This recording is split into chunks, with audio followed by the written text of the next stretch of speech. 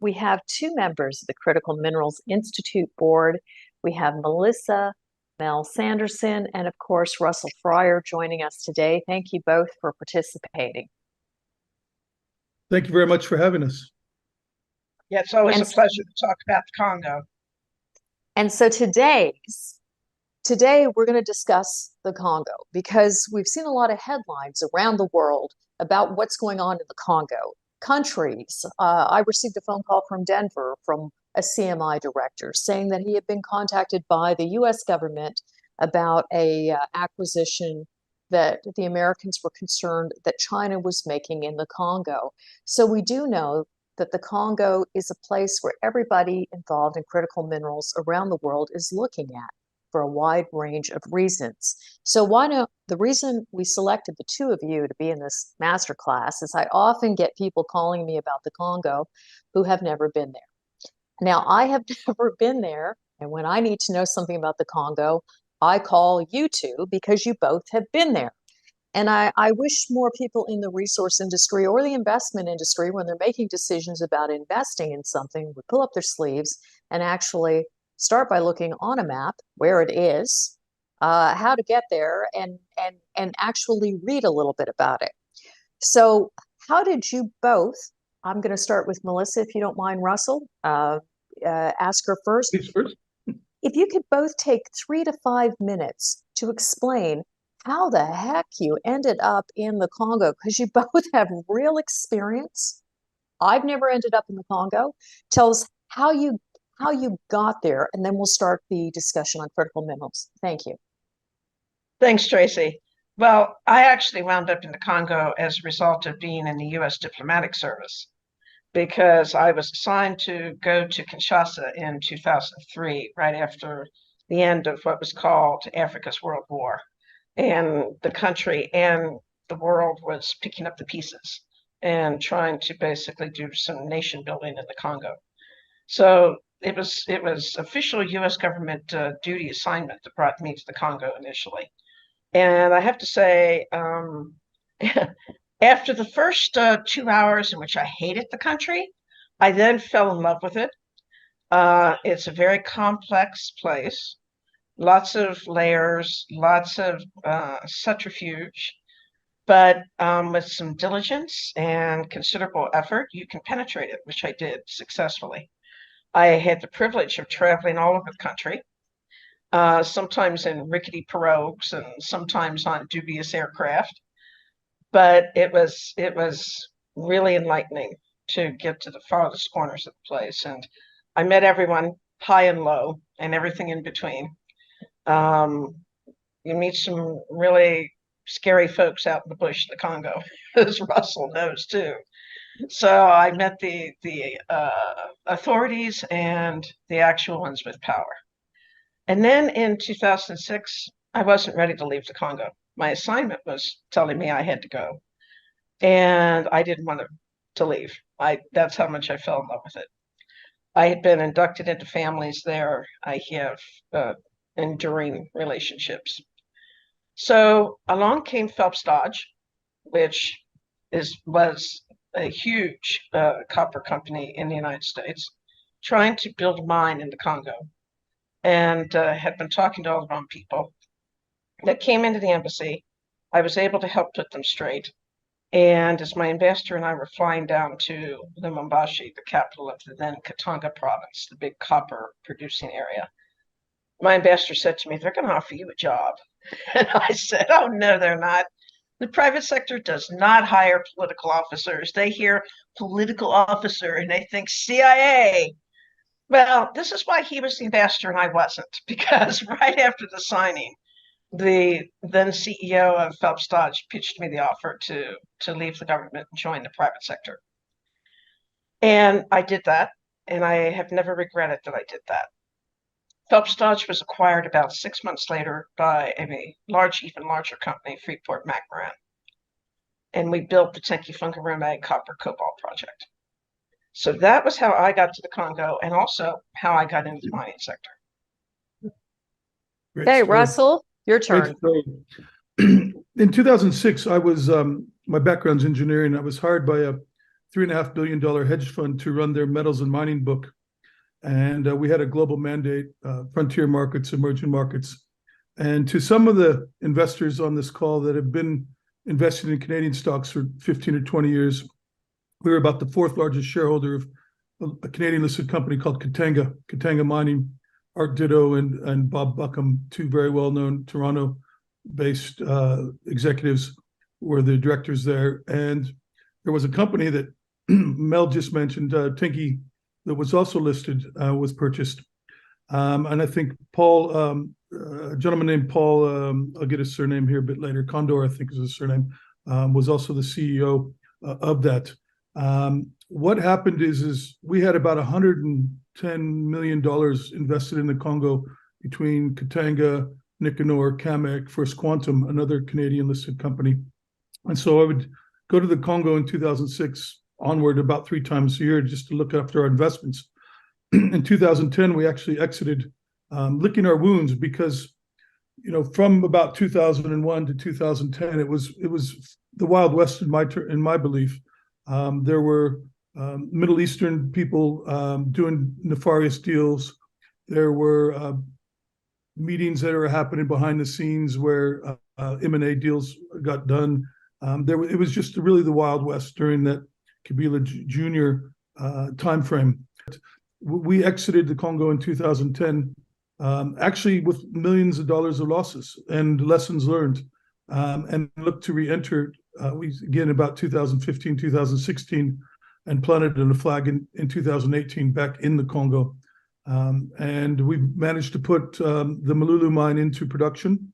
And we announced last week that we were buying a copper cobalt hydroxide plant to process our ore instead of building from scratch.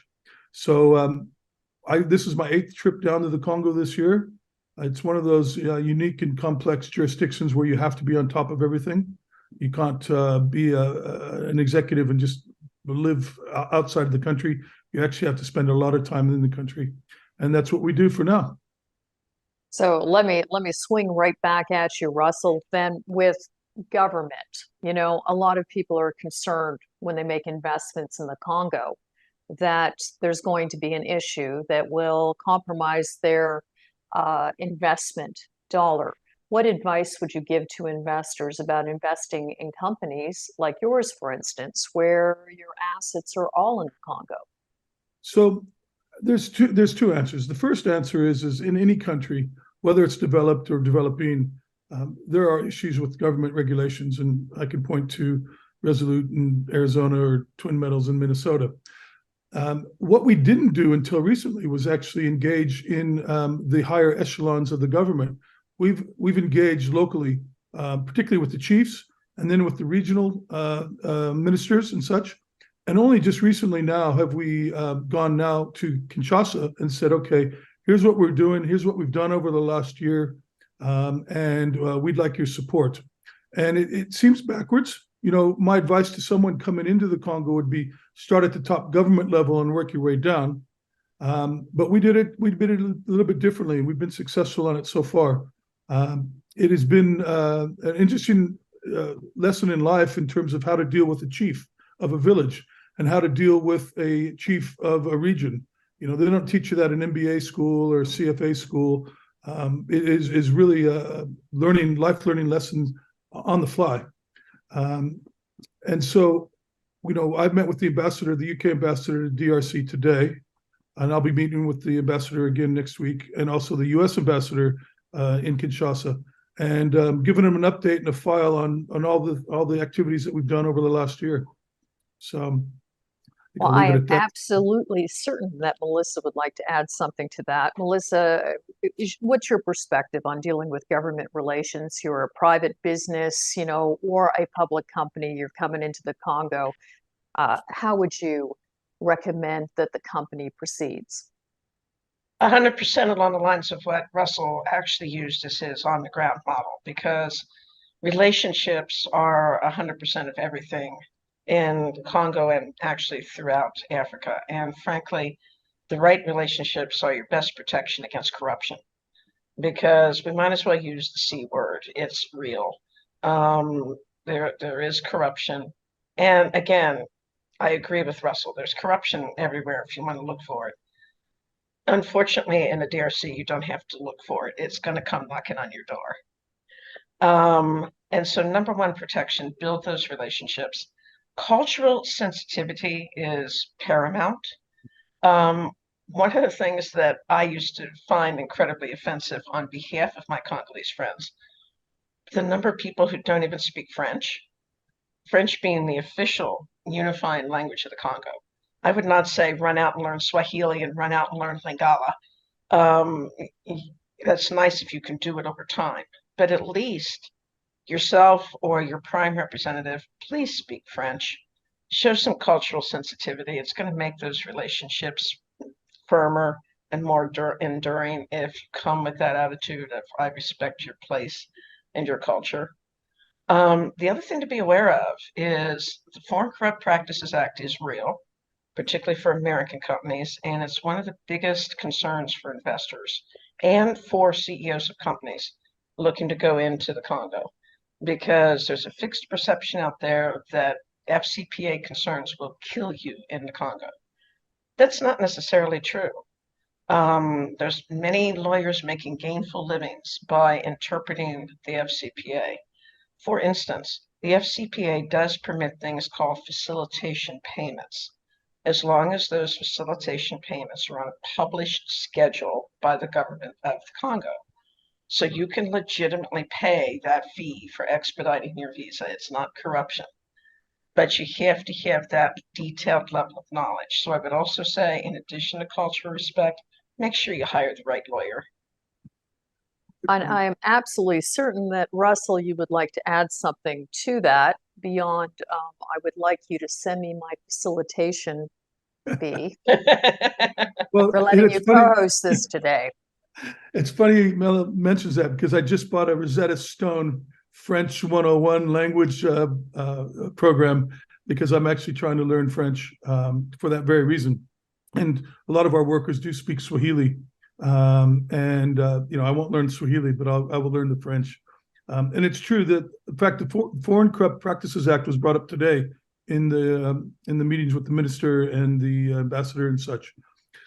One of the advantages I think Western companies have is when someone knocks on your door, rightfully, as Mel said, and asks for some type of monetary exchange. What our standard practice is we can do it one time, and we're going to have to put it in our results, and it's going to be out there for everybody to see.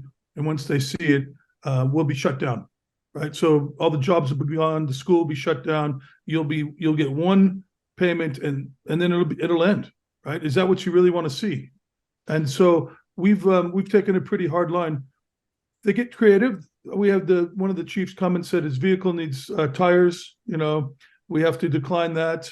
But yes, we're becoming more and more aware of the creative avenues and the creative asks of the people in the DRC and in other African countries. But we're talking about the DRC today, and so those are real world situations that happened to me.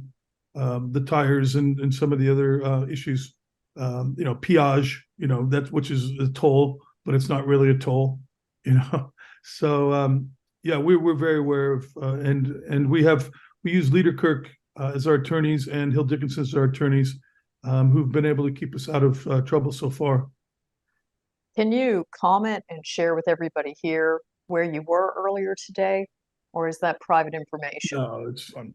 So I received an invitation from the House of Lords, Lord Popple, and Lord Popple, interesting enough, is an Indian from Uganda. And when Idi Amin took over, the family fled and somehow worked his way through the UK government to become, obviously, a lord, and is the representative now working under Rishi Sunak to facilitate and grow the UK DRC relations, and also to the UK and Rwandan relations. And so there's a renewed.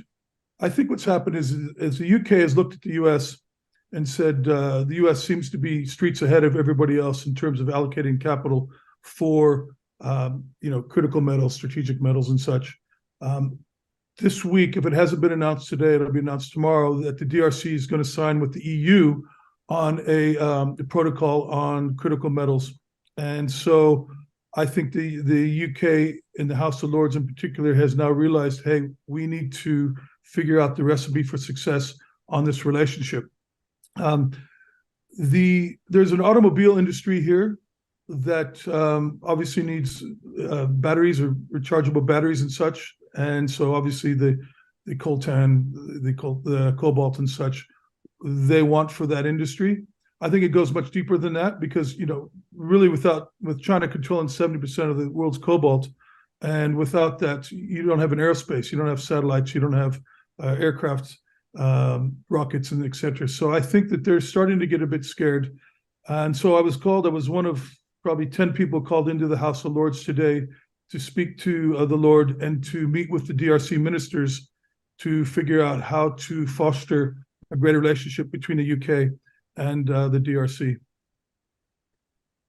I want to get into a number of geopolitical directed questions. And of course, let me warn everybody who's here today, we are going to open the floor for Q&As here momentarily. Mel, what, in addition to speaking French and cultural sensitivities, what would you say is the number one lesson you would like to give businesses investing in the Congo as something you wish you had learned? As Russell pointed out, you can't get your MBA on how to do business and critical minerals in the Congo. What would be your number one lesson, Professor Sanderson? Congo is a lot like remodeling your home. You should come prepared and expect that it's going to take twice as long and cost 3 times as much as you thought it would to actually successfully build your mine. And you're going to have to be involved in aspects that in many other countries would not even be a concern. Your power source, your water source, a trained labor force. Once you get outside of the Katanga province in the Congo, the reliability of the energy grid is highly variable. There's always plenty of water in the Congo, but is it going to be clean enough to be useful to you? You might have to get into that aspect. Transportation remains problematic in many parts of the Congo. Again, the former Katanga province, which now was renamed a few years ago and broken into 3 provinces, but for the sake of simplicity, let's call it Katanga. The Katanga province has benefited over decades from concerted efforts by the private sector as well as the government of Congo to improve the infrastructure.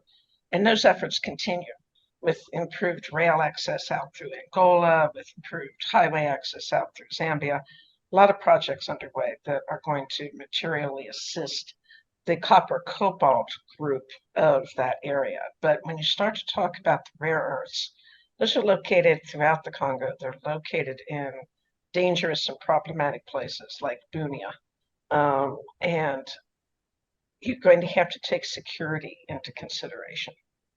So I would say that definitely expect it to take at least twice as long and cost at least 3 times as much. So be patient and be ready for the fight. Russell, do you agree with Mel, or is there something you'd like to reinforce or redirect? I absolutely agree with Mel. We took a slightly different stance, and one of the things that we learned in the Congo years ago was, they want to eat. They want to eat today and tonight. And so one of the ideas that we focused on is how quickly can cash flow being generated, because not only to feed the workers and obviously make profits, but also to feed the region, right? So the chiefs and the schools and such. So instead of doing it the traditional way, and start with a scope and study and a pre-fees and then a fees and a banking and such, we tried to do a quick route into production where we could start to be impactful almost immediately. When I say immediately, within 12 months or less. And I agree with Mel, you need security. We do have security, but you need it even with your finished products. Your cobalt hydroxide or your copper cathode, you need security on those trucks because they'll get hijacked. And it's not only just hijacking in the Congo, it's in Zambia, it's Zimbabwe, it's South Africa and such. One of the things that I would recommend And you've seen with Longcore, for example, listed in Tantalex, listed in Canada, very successful companies. And I think that the Congolese people are now realizing that they want the Western capital to come in. And what I would do differently is I would go, if I was Longcore, if I was someone who wanted to be in the gold industry, I'd go to Longcore and I'd say, you're obviously on the ground. You hear a lot. You have a plate that's full already. What do you see out there that is of an interest, right? What is interesting to you that we can maybe invest in? Same with the copper, same with the cobalt. I would use the success of companies that have already entered into Canada or entered into DRC that are listed in Canada as a pathway to success into the Congo. For example, we use Robert Friedland and particularly Ivanhoe and Mark Bristow and Barrick as examples of what can really be done honestly, above board, on a recipe for success. And we're trying to follow their pathway. So I agree with what Mel said. And I think that the DRC is now becoming extremely topical globally. And I think that you're going to start to see more interest from Canada and maybe the US, certainly from the Middle East. Everybody's now trying to figure out how to enter the DRC. And I think just following those few steps, it'll be a successful entry for some companies. So let's have some fun now. Russell, what are you seeing with, for instance, in geopolitical or investments from, say, the Middle East, China, the US, in the Congo? Who would you say is leading that race right now? Well, you said something interesting that perked my ears up. So probably the number 2 cobalt producer, it's a private company in the DRC, is up for sale. I had a meeting with a reporter just now saying that she had heard that the Saudis with the US government is interested in purchasing this. And I threw cold water on it. But what I'm seeing is a lot of interest from Saudi Arabia, UAE, and the Qataris. And I don't know why they would need the US or anybody else to come in. Canada, US, I don't know why, because they have plenty of petrodollars. But we're seeing now the Qataris vested $1.9 billion in January in the DRC. The Saudis, there's supposed to be a delegation down there of 30 people this week. So we're seeing a lot of interest from the Middle East. The belief is that they're going to set up refining capacity there in Saudi Arabia and in Qatar. So it's not going to be palmed off to North America. It's not going to be palmed off to Europe. And so the Russians have always been there. Wagner's been there. The Israelis have been there. They're still there. But it's the Middle East is the new players. And I just mentioned those 3 countries. And if this company that I'm referring to gets bought by the Middle East, it'll create waves in the market, big waves. Yeah, I don't think it's so much that directly that the Saudis needed the US, although there's one aspect to that, which is that across a 50-year span of time, starting with the Mobutu government, going on to Mosaic Kabila, Joseph Kabila, and now Tshisekedi, the Saudis have not had enduring success in the Congo. They've tried several times to come in. They've been bitten by duplicitous Congolese and they've left again. So there's frequently a perception that the US has more influence in the Congo than it does. And the perception is fed by the Congolese who wish it were true. So I do see that the Saudis would see an advantage, but frankly, I think that particular connection was part of a whole other dynamic in the other part of the world where the US was trying to facilitate Saudi recognizing Israel's nationhood. And I think one of the things that Washington might have been working on was securing an offtake agreement from the DRC with the Saudis and helping them get in that country as part of that bigger picture. Pure speculation, but it's what I believe to be the case. I would say that the other thing to keep in mind is that just as the Chinese have never been popular in Congo, because they've been there for 100 years raping and pillaging, and Russell touched briefly on this earlier, certain elements from the Middle East have also been there for a very long time, specifically the Lebanese. They've been down in the Diamond Belt, literally swapping used blue jeans for industrial diamonds for a good 75, if not 100 years. And they've built up a lot of resentment as well as a lot of power. And there's another reason why the U.S. might like to see the Saudis come in and balance the equation in Congo, because there's long been concerns about where that Lebanese money is going, aka straight to Hezbollah. So there are some deep geopolitical waters that the Congo is beginning to be involved in. And I would just close by saying the last time that happened, the Congo got screwed. So, what advice, Russell, would you give to your friends and peers that are running the Congolese government right now in dealing with these geopolitical relations? Would you recommend they bring in some mastermind political scientists out of the United States, UK, former SAS agents? What would you recommend the Congo do? Because we all recognize the fact that Congo is one of the richest locations in the world for many of these critical minerals that are being sought after. So I would bring in someone who understands the financial balance sheets of governments. And the reason why I say that is because I see a lot of, and I'm going to say it, Chinese companies not paying VAT, which is 16%. And there's no logical reason why they get an exemption, but a Western company like ours must pay VAT. And I think there's a lot of leakage in terms of just general commerce. And if you could start working on that, making sure if you're an industry that you're paying your fair share of the taxes, that'd be one way to increase domestic revenues and help internally. I think that there's a perception that, you know, somebody from overseas is smarter and better.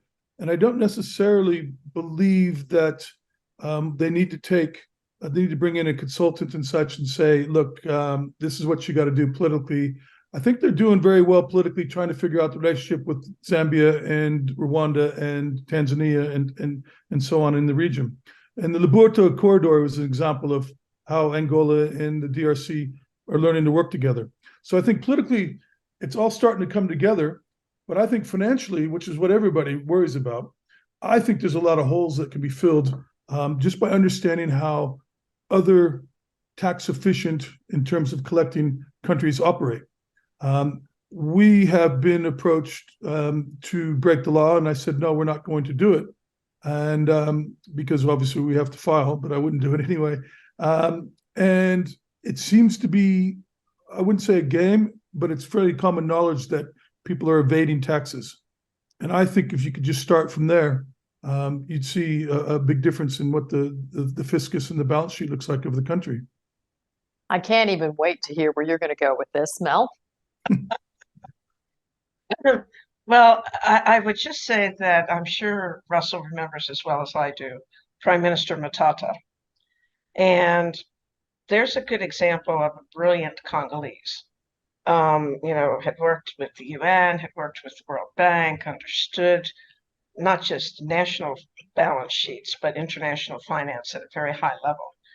And when he was brought into office, a lot of us, including myself, had terrific expectations. There was a real rush of optimism that at last someone, a Congolese someone, had been appointed to a genuinely powerful position where he could make a difference. Didn't take long for Matata to fall from power because he set out to tackle exactly the issues that Russell just mentioned, to bring equity and transparency to the financial accounting of the Congo. And unfortunately, even though Matata has presented himself as a presidential candidate in the last elections, I'm told that he's not going to try again this time. It's spiritually and financially destructive to run for the presidency in the Congo and time and again realize that you'll never win. All of that said, it would take an extraordinarily special outsider to be able to make any meaningful difference in the Congo. It would be relatively easy to provide geostrategic guidance on that big kind of level that we were just talking about. But the real reason that the Congo never fulfills its potential is because of its internal complexities and the jealousies and the decades-long animosities and the enduring tribalism. And I'm not saying it couldn't be done, but it would take an extraordinarily knowledgeable and competent consultant to come in and be able to provide advice, not just about Congo's external relations, but how it could genuinely move forward the country from its internal relations. But, Tracy, just to add,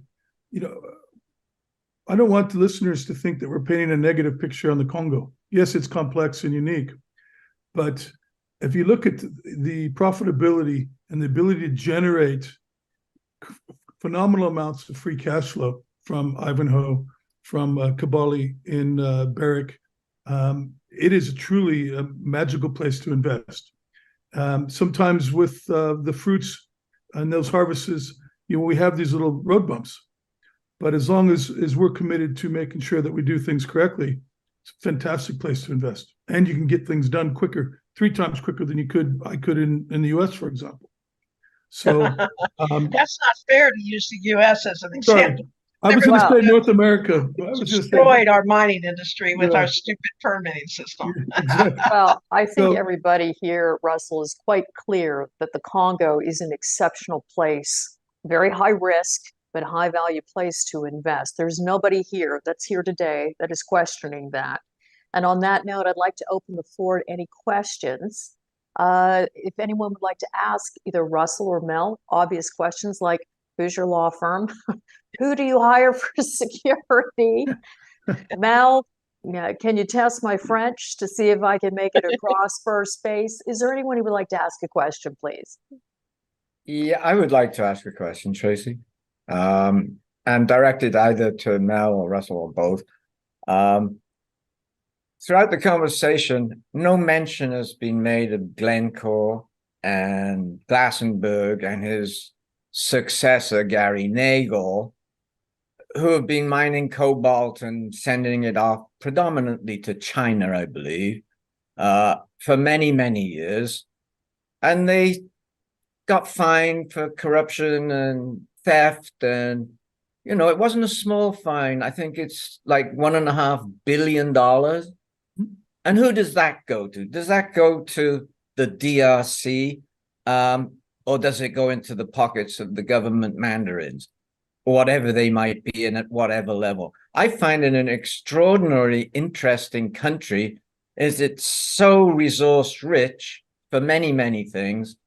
And yet it's got a history of corruption and stuff that you wouldn't want to go there. Safety of workers, any and all things. I think it's a terribly risky place to go, but those that were in first seem to have made enough money from it to be able to pay $1.5 billion.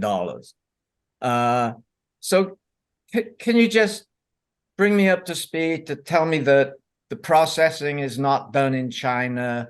You can ship the cobalt anywhere you want in the world, because I think they build a dedicated train line to the coast and off it goes, So what's going to change that? You want to go? I'm sorry to be so negative, but I am negative. No, I'd rather you be negative. I prefer the negative comments.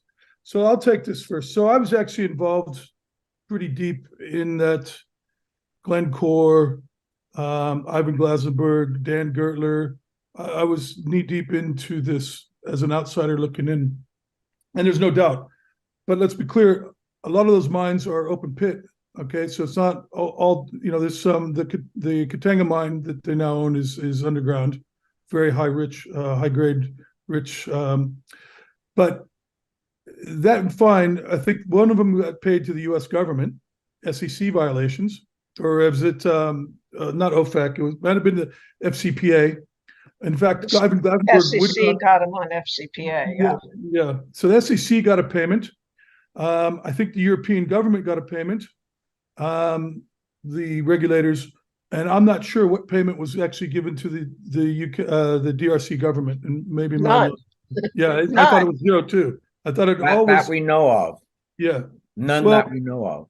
correct. And so there was a nefarious individual who I just mentioned, who was involved with a lot of the brokering of deals and such between Glencore and the government and previous president and such, who's been sidelined for the most part. He still has a small interest in a royalty basis on a couple mines. But to answer your question about cobalt hydroxide, yes, cobalt hydroxide is leaving the country, and so is the copper cathode. They put a ban on exporting of copper ores, was what the U.S. government, the Canadian government wanted, but you can't export ores out of just about any African country. And Ivanhoe is making a copper concentrate right now while it's busy building and constructing its copper cathode plant. So they gave them a special dispensation. The rail line that you referred to is actually going out via Beira out of Andola, which Glencore built. And Trafigura is obviously involved with the Lobito corridor, which is going out to the west part of Africa, for the European and the North American markets. Getting material out is not an issue, not one bit. And Glencore makes phenomenal profits out of their DRC operations. They don't hire child labor. They don't buy ore from child labor mines. They know they're being watched. So, I speak very highly now of the clean Glencore and what Pagel's up to. The Ivan Glasenberg era, unfortunately, was a bit, let's say, opaque. I'll hand over to you. That's a wonderful diplomatic adjective. I'm going to be a lot less diplomatic than you, Russell. Okay. There were lots of reasons, John, for Dan Gertler's power. And some of those reasons involve that big international geostrategic situation. With the Lebanese and Hezbollah so active in the Congo, the U.S. was very, very interested in having Israel also present in the Congo in overt and less than overt ways. And sometimes the price tag for what you want can lead to things that you don't want. And Dan Gertler is a good example of that.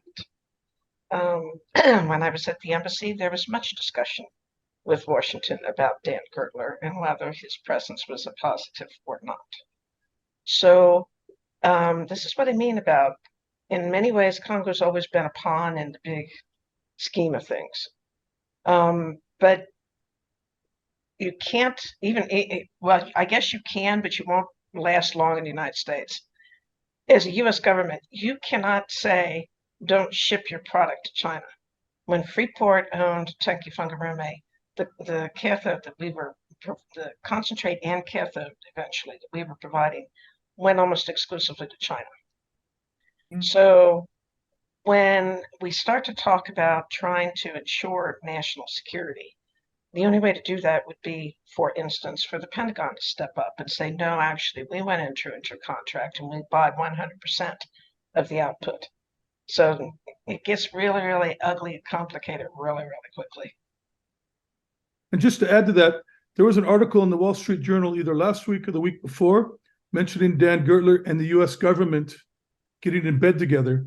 And the way they have to do that, the article mentioned that the U.S. government was going to take sanctions off Dan Gertler to have Dan Gertler facilitate transactions in the Congo on the behalf of the government. And I got a hold of the reporter and said, this can't happen. But I don't believe that there. either. It's out there. It's there in the journal. Either. Yeah. But, somebody will have to be a facilitator, just not Dan. Yeah. Do we answer your question? Pretty much, yes. Thanks, Russell. Yeah. Right. Okay, Brandon, jump in, or I'm going to take back over. No problem. Russell and Mel, thank you so much for everything here. I've got a question from CJ. CJ is a new graduate who I invited to hear because he was really eager to hear more information, especially from the two of you and from yourself, Tracy, as well. His question is, since mining the DRC is such a complex web of interpersonal relationships with Congolese government officials and institutions, could you please share how you would suggest building those interpersonal relationships, as well as highlight some specific institutions which can help facilitate those relationships and provide guidance on regulations and development?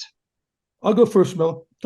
So we're in the process of developing a relationship with the University of Lubumbashi, and one of the professors in particular, head of the department, because we are getting ready to sponsor one male, one female mine engineer, one male, one female geologist, and have them come and get on-the-ground experience.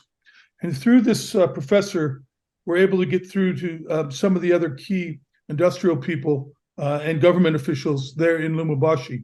Again, we started from the ground and working our way up in terms of government officials and business people and such, when probably should do it the opposite way, but we've gotten through the worst of it. And believe it or not, the University of Lubumbashi is phenomenal for putting out engineers and geologists and such, because they've been mining in the Congo for 100 years, right? Same as Zimbabwe, many, many decades experience. And so as for someone maybe yourself that wants to come in and be an apprentice or something, you contact the companies direct. From on the ground looking outward, there's immense amounts of pools of talent. We have 51 workers at our mine, of which 2 of them are South African and the rest are Congolese, right? So we don't have to bring in skilled labor because it's being homegrown. And there's no difficulty whatsoever of we've got 1 worker from Tinky, we've got 1 worker from Sumiko, we've got workers from big name, 1 from Ivanhoe, big name companies that are now working for our little company. So there's no shortage of skills or labor. I don't know if that answered your question, but I'll hand over to Mel. Yeah, I would add that if an embassy is doing its job correctly, it is a source of introductions for private companies to government officials. It's certainly one of the things that I did a lot of when I was with the embassy, was to hook up interested businesses with the appropriate ministers and their staffs. And also with the mining chamber, for instance.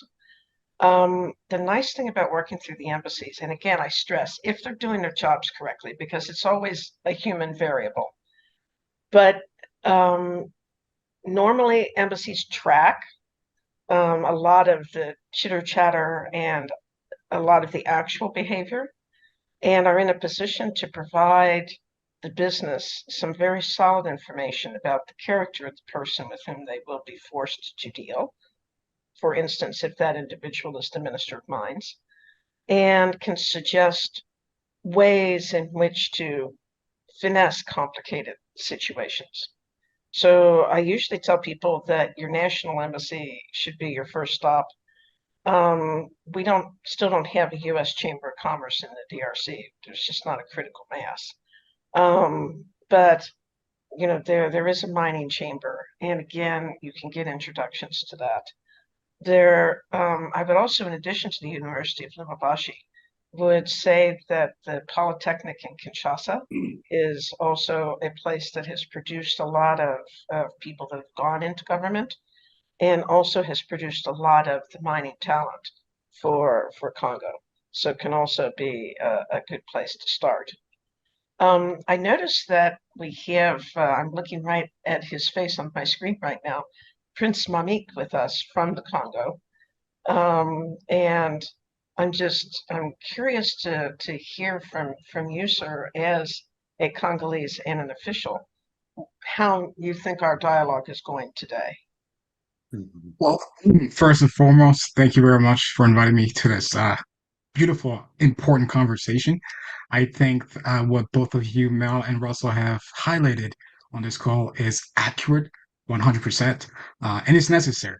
And I would like to actually ask some questions, given your exposure, in particularly the mining sector, simply because we know that's the wealth of the DRC, specifically when we look at mining. There is also the other Congo where I was born, Brazzaville, where it's more oil-based. But a question to you both, if I may, which I think will spark some interest around risk.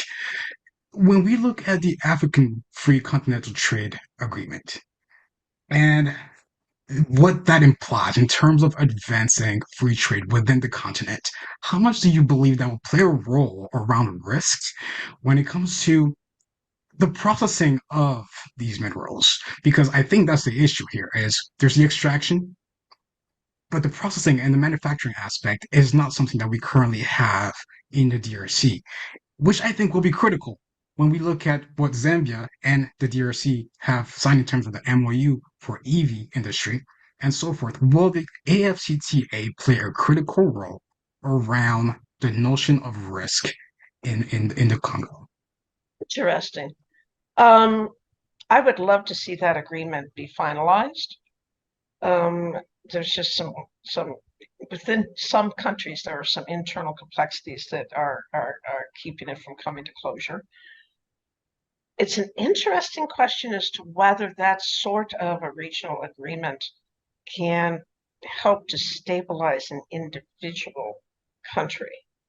Because, I mean, if we look at sort of analogous organizational examples, the West African Economic Group or the East African Economic Group,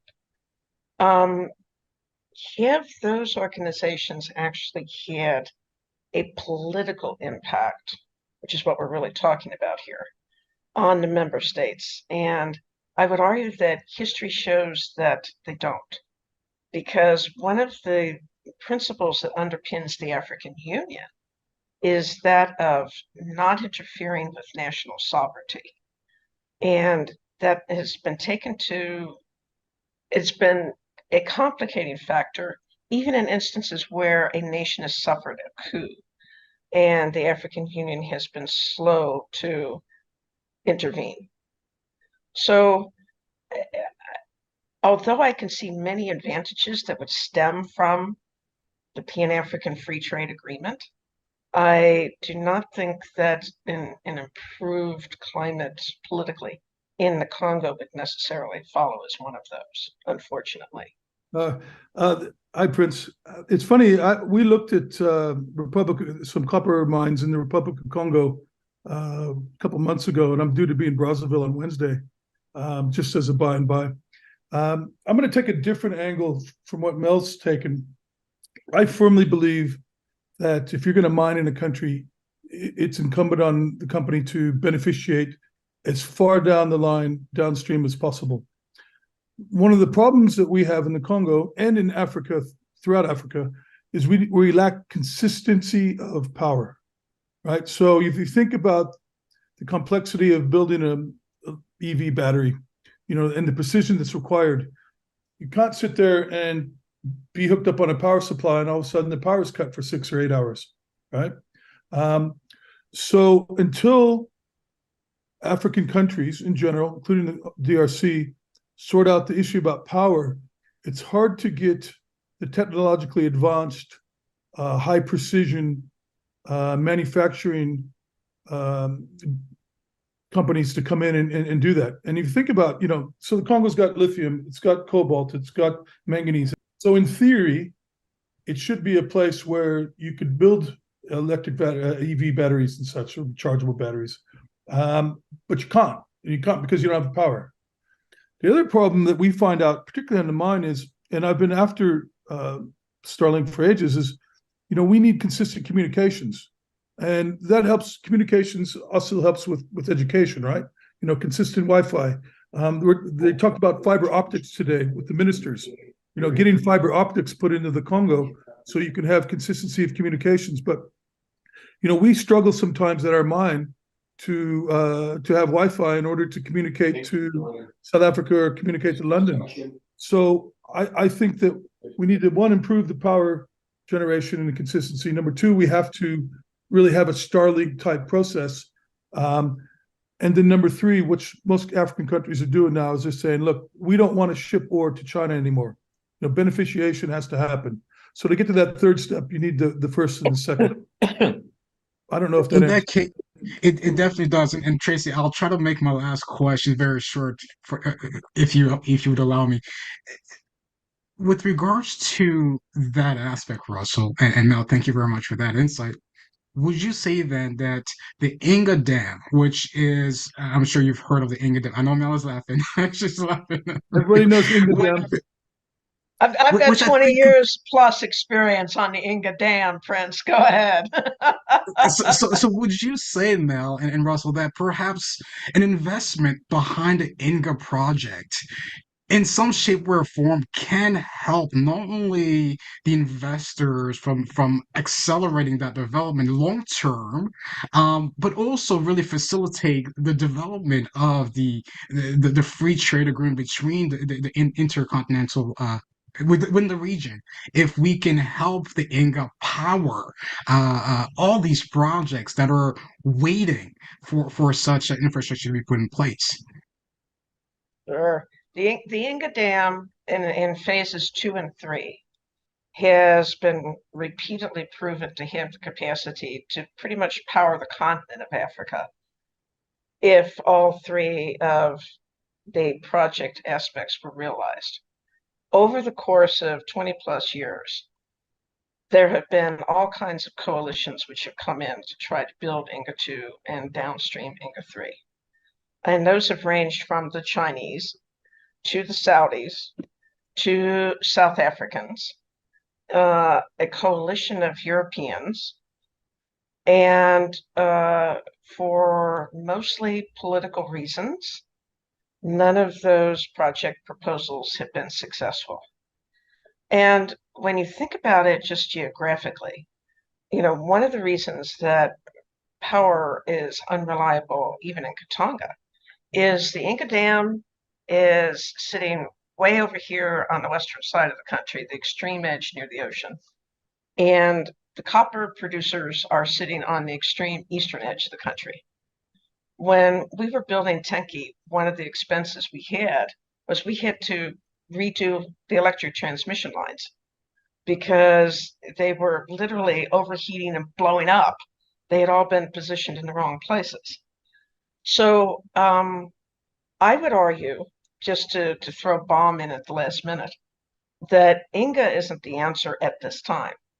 A lot more interesting would be developing the geothermal capacity that Congo has, which would dwarf Inga if successfully developed. And great for the mining industry. The major source that you can tap it conveniently is in Eastern Congo. So just to be complicated, forget about Inga for a while, build the geothermal. I'll even throw a bigger bomb, literally. So Chickalobwe is the uranium mine that supplied the uranium to the nuclear bombs in World War II.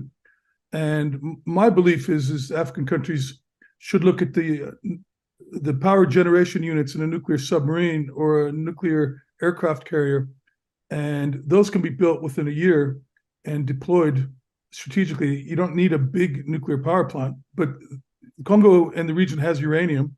They've got facilities in South Africa to turn it into usable uranium. The French are in Niger.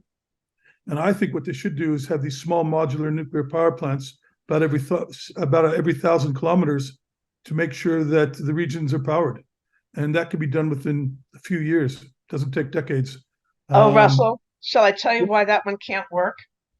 Tell me. Very, very quickly, because I know Tracy's eager to bring us to closure. But the University of Kinshasa actually had a small nuclear plant for experimental and medical purposes that the United States had helped them build when Shinkolobwe was still operational. And we actually forced them to close it down in 2005. Number one, it was irradiating. It had not been properly maintained. Number two, we began to have very serious concerns about the potential access by various terrorist organizations to that source. So I can promise you that not just the US, but the Western world will have some very serious delaying tactics to throw in the way of nuclear power rising as a power source in Africa. Thank you for Hate that. to be a wet blanket, but there it is. Just a FYI, I don't know that everybody here is aware of the fact that Mel worked at the Foreign Service and was chairman of weapons of mass destruction at one point in her illustrious career. Now, is there anyone else that would like to ask another question? Because if not, I liked where CJ was heading. And even though I've got all kinds of lovely questions here on everything from germanium to sustainable growth, the question I really want to know is, Russell, what is the best advice you would give for developing talent to actually be able to bring these valuable resources from the ground and to run their own country when they're dealing with some of the most brilliant leaders in the world, coming in and basically, I don't know how to put this other than pillaging their communities, right? I think Prince Mamik would agree with me here. We want to see the locals have the education, resources, and positions to take a piece of what everybody else is taking. I am certain both of you have wisdom, advice, and comments, and I would like you both to take a hearty 3 minutes each, and then thank everybody for being here today. We invested a lot of effort, we being Tenki Fungarume, invested a lot of effort, emotional commitment, and money. And frankly, I had a lot to do with that program. We brought our most talented Congolese to the US, and we had them working at the Morenci mine, because we knew all along that our Morenci mine was going to be the model for Tenki Fungarume in the Congo. And everyone admired their intelligence, and everyone admired their capability. There's an unfortunate reality in the Congo that goes to the power of family relationships and tribal relationships. And business doesn't get to escape those. So even the most talented people, and we promoted them to serious positions, face incredible pressures. And the thing that I respected the most about those particular employees wasn't their technical expertise, it was their integrity and their commitment, because they faced incredible pressures. And for me personally, one of the tragedies of Freeport selling the mine to CMI, among many other tragedies, was that the Chinese have not respected the capability of the Congolese, and they have basically downgraded them to serfdom. So is it possible to do this? It absolutely is. Are they capable of it? They absolutely are. Are all outsiders equally willing to provide that opportunity? No. One of the best pieces of advice that I didn't take, but I would give now is, there's such incredible rewards for entering the Congo, but at the beginning of your journey, or anybody's journey, they must be based there.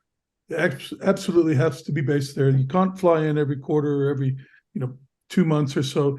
At the beginning of the journey, you must be there, and you must start developing those relationships and listen, because there is a lot of incredibly talented people there looking to add their little piece of value to a burgeoning company, and their excitement and enthusiasm comes through when you speak to them.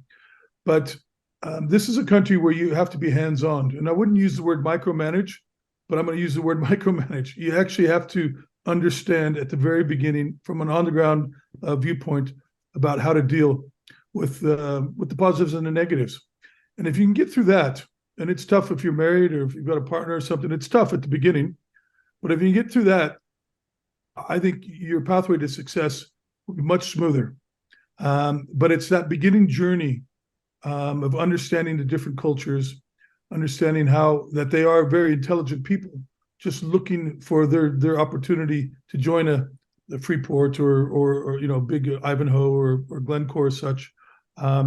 I think that Western companies will be very successful, but it's not a fly in, fly out situation. It's get it boots on the ground, dedicate the first year of just being there, understanding the positives and the negatives. And I think the Western companies will be very successful. Thank you, everybody, for joining us today. If anybody would like names or contact information, just send it to me and I'll get you lined up as soon as possible. Thank you. And thank you, of course, Mel, and thank you, Russell, both for sharing your wisdom. We've had a lot of lovely chats here along the way, too. So thank you. Right. Thanks for having me, Tracy. This was fun, Russell. It was great. We'll do it again. 6 months. Absolutely. Okay. Thanks, everyone, for attending.